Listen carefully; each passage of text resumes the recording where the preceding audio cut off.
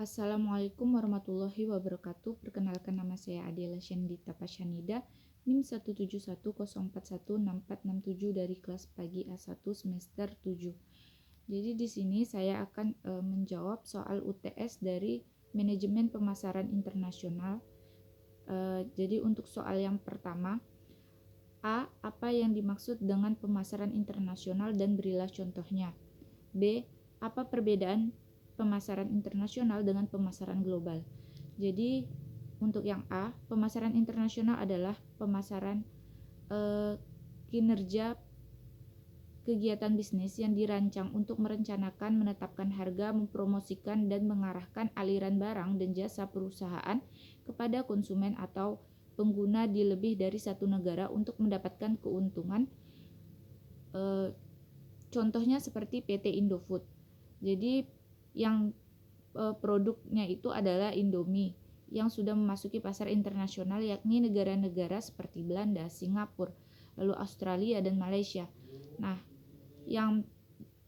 untuk yang B, perbedaan pemasaran internasional dan pemasaran global.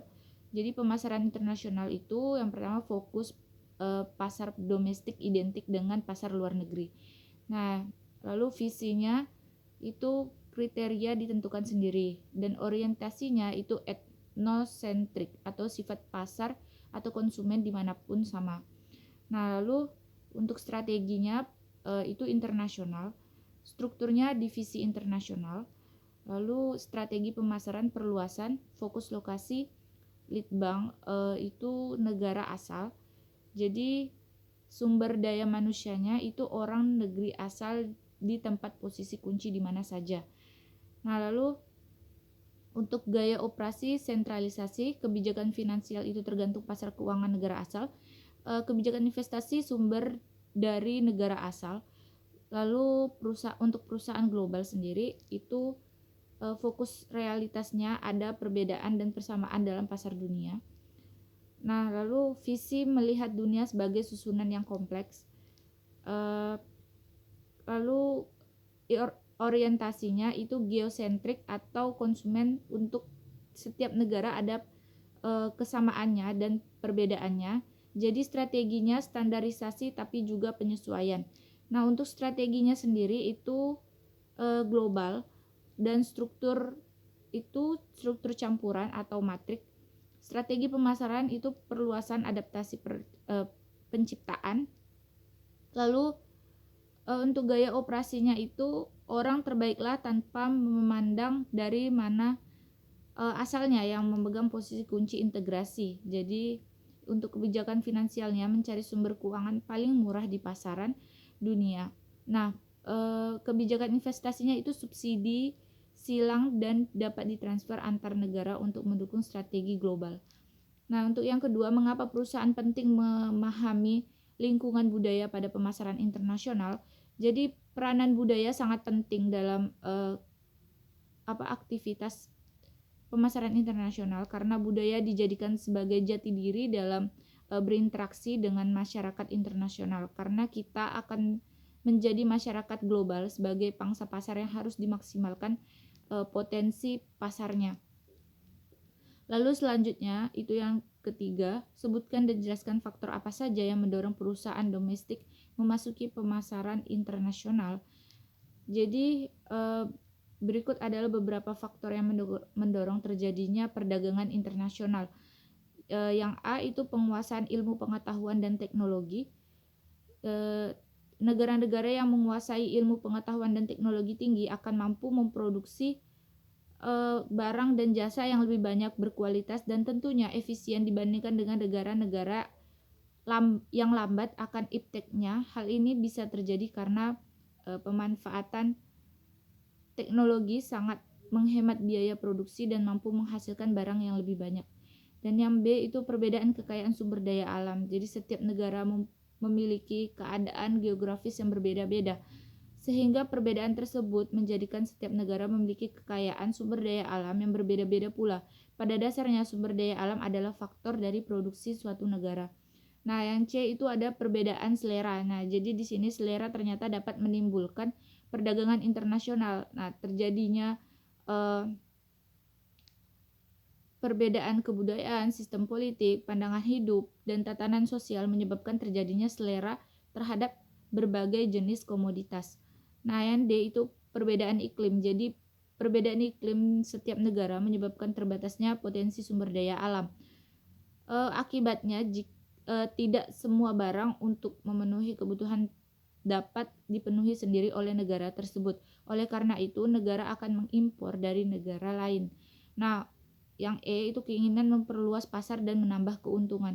Jadi ada kalanya para produsen menjalankan produksinya dengan tidak maksimal karena takut mengakibatkan kelebihan produksi sehingga menyebabkan kerugian. Namun beberapa produsen sengaja melakukan produksi besar-besaran untuk menambah keuntungan sehingga akan mendorong mereka untuk melakukan perdagangan internasional. Nah, jadi F itu kelebihan atau kekurangan produk dari suatu negara. Jadi kelebihan pada suatu negara atau surplus dan kekurangan kas dalam suatu negara atau defisit adalah suatu hal yang terjadi karena adanya perbedaan sumber daya alam dan kemajuan antara negara sumber daya alam lainnya. Nah, terjadinya surplus menyebabkan negara yang bersangkutan akan menjual hasil produknya ke negara lain, sedangkan negara yang mengalami defisit akan membeli barang dari luar negeri melalui perdagangan internasional. Nah, yang untuk nomor 4, apa saja yang menjadi hambatan dalam pemasaran internasional yang dilakukan dengan melalui ekspor ke negara tujuan. Jadi bentuk-bentuk hambatan perdagangan internasional itu antara lain, yang pertama ada regulasi atau kebijakan pemerintah. Jadi meskipun perdagangan internasional, negara juga tetap harus melindungi industri dalam negeri. Nah, dengan membatasi jumlah produk asing di pasar domestik, bentuk hambatannya antara lain. Yang A itu tarif atau bea cukai. Jadi lebih dikenal dengan sebutan pajak ekspor atau impor, merupakan sejumlah uang yang harus dibayarkan kepada pemerintah untuk membawa masuk atau impor barang ke negaranya. Lalu yang B itu non tarif. Jadi segala bentuk usaha untuk menghambat arus masuk barang ke dalam negara. Lalu misalnya kebijakan pelanggaran, lalu penerapan kuota, penentuan standar produk dan lain sebagainya. Yang C hambatan jumlah atau kuantiti. Jadi dilakukan dengan membatasi jumlah barang atau kuota yang diizinkan untuk impor dalam satu periode waktu. Lalu selanjutnya D mata uang atau kurs.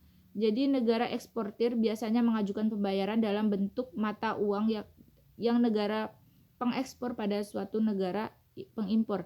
Jadi oleh karena itu ditetapkan mata uang internasional yang digunakan. Selain itu peraturan administrasi, peraturan anti dumping dan konflik perang juga menjadi penghambat. Nah, yang kedua perbedaan bahasa. Sebelum melakukan perdagangan internasional ada kesepakatan yang harus disetujui oleh kedua belah pihak. Bahasa bisa menjadi hambatan karena bisa menyebabkan kesalahpahaman. Nah, yang ketiga perbedaan peraturan negara. Setiap negara jadi memiliki regulasinya sendiri terkait dengan kegiatan eksportir dan importir. Jadi perbedaan aturan ini terkadang menimbulkan kendala yang menghambat perdagangan internasional. Misalnya seperti ketika negara pengimpor harus mematuhi peraturan negara pengekspor atau sebaliknya. Nah, selanjutnya itu ada yang keempat, proses yang memakan waktu. Jadi proses ekspor atau impor biasanya melalui persyaratan yang cukup rumit. Jadi hal ini menyebabkan waktu yang dihabiskan itu akan cenderung lebih lama. Nah, nomor 5, yang kelima itu ada organisasi ekonomi. Jadi terdapat banyak organisasi ekonomi yang berdiri dengan tujuan untuk melindungi kepentingan anggotanya. Jadi organisasi ini lebih mementingkan keuntungan anggotanya sehingga bisa menghambat negara lain yang bukan anggotanya dalam menjalankan perdagangan internasional. Contohnya itu seperti Association of Southeast Asian Nation atau ASEAN dan Masyarakat Ekonomi Eropa atau MEE. Kebijakan ekonomi yang mereka keluarkan itu akan lebih mengutamakan kepentingan anggotanya. Nah, banyak kemudahan dan manfaat yang didapatkan anggota organisasi daripada mereka yang bukan anggota. Jadi misalnya penerapan tarif impor yang lebih murah bahkan tanpa tarif. Lalu selanjutnya yang kelima, mengapa perusahaan harus mempelajari segmentasi pasar. Jadi suatu negara tujuan pemasaran internasional. Jadi segmentasi pasar apa saja yang perlu dilakukan untuk mengetahui pelanggan potensial bagi produk perusahaan. Nah, tujuan utama pengelompokan pasar adalah untuk membagi pasar yang masih sangat luas menjadi beberapa bagian pasar yang bersifat homogen. Nah, jadi segmentasi pasar yang harus dilakukan untuk mencari pelanggan potensial dari perusahaan yaitu yang pertama segmentasi perilaku. Jadi sesuai dengan namanya, segmentasi perilaku ini adalah pengelompokan konsumen dengan tinjauan dari perilakunya terhadap produk yang ditawarkan, yang termasuk ukuran di dalamnya adalah pengetahuan, loyalitas, lalu idealisme serta respon dari konsumen. Contohnya adalah jika menjual perlengkapan bayi, silahkan tawarkan ke media sosial daripada di toko online, karena respon konsumen lebih cepat dan ada loyalitas pembelian di sana. Nah, yang kedua segmentasi psikografis. Jadi segmentasi psikografis maksudnya adalah pengelompokan konsumen atas dasar kesukaan dan ketertarikan mereka pada produk tertentu. Bisa juga diarahkan pada konsumen yang menekuni suatu profesi dan hobi yang khusus. Contoh segmentasi ini adalah memasarkan produk pada grup atau kelompok pecinta baca. Contoh selanjutnya lebih ke alat pancing kepada orang atau kelompok yang memang menyukai mancing. Nah, lalu yang ketiga segmentasi demografis. Segmentasi demografis adalah pengelompokan sumber daya manusia, pengelompokan konsumen maksud saya, atas dasar keumuman seperti usia, gender, pendidikan, pendapatan, dan lain sebagainya.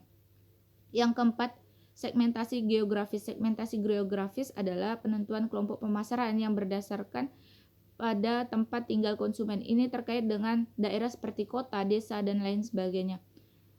Lalu untuk nomor 6, jawablah pertanyaan-pertanyaan berikut ini. Yang pertama, apa judul video tersebut? Judul video itu yaitu pemasaran internasional standar ISO 9000 dalam perdagangan. Lalu yang kedua, siapa pembicara dalam video tersebut? Nah, jadi pembicara dalam video tersebut yaitu ada Erika Nada Salsabila, lalu Gusti Agung SKM, lalu Nabila Gusti Fasanta, selanjutnya Rinaldi Gardimas P, lalu Usi Uswatun Hasanah, dan yang terakhir Yaser Badawi. Yang ketiga, topik-topik apa saja yang dijelaskan oleh dosen tersebut dalam video tersebut? Nah, jadi pada video ini pembicara menjelaskan tentang salah satu faktor yang menentukan daya saing di pasar internasional adalah mutu barang, karena barang bermutu baik merupakan pertimbangan pertama untuk keputusan pembelian. Lalu mengapa harus menggunakan ISO 9000? Jadi yang pertama ada dua unsur dalam ISO 9000. A itu penerimaan dan pemakaian falsafah ISO 9000 dan penerapannya sebagai suatu standar perusahaan. Yang B, untuk memperoleh persetujuan dari pihak ketiga dan atau lembaga sertifikasi. Lalu selanjutnya itu yang kedua, ISO 9000 dapat mengisi sejumlah persyaratan perusahaan dan bahkan syarat sangat strategis dalam lingkungan industri dan pasar yang berubah. Dalam hal ini yang utama adalah pertimbangan pasar, lalu aspek hukum, produktivitas dan manajemen, serta perubahan hubungan pelanggan dan para pemasok. Nah, standar ISO 9000 ini menjadi wajib bagi banyak produsen yang merupakan subkontraktor dari perusahaan internasional terkemuka, khususnya dalam bidang elektronika, transportasi, lalu bidang teknik dan industri nuklir. Lalu yang keempat, apa dapat Anda peroleh dari menonton video tersebut? Jadi aspek mutu merupakan bagian dari jaminan mutu dan sistem manajemen mutu yang mendukung dalam memperoleh sertifikat ISO 9000. Dengan melaksanakan aspek mutu yang baik dan benar akan dapat diperoleh beberapa keuntungan. Di antaranya produk atau jasa yang dihasilkan berkualitas dan tentunya mempermudah dalam memperoleh ISO 9000. Dalam video ini tidak dijelaskan adanya teori. Nah, itu saja yang dapat saya sampaikan kali ini. Kurang dan lebihnya mohon maaf. Wassalamualaikum warahmatullahi wabarakatuh.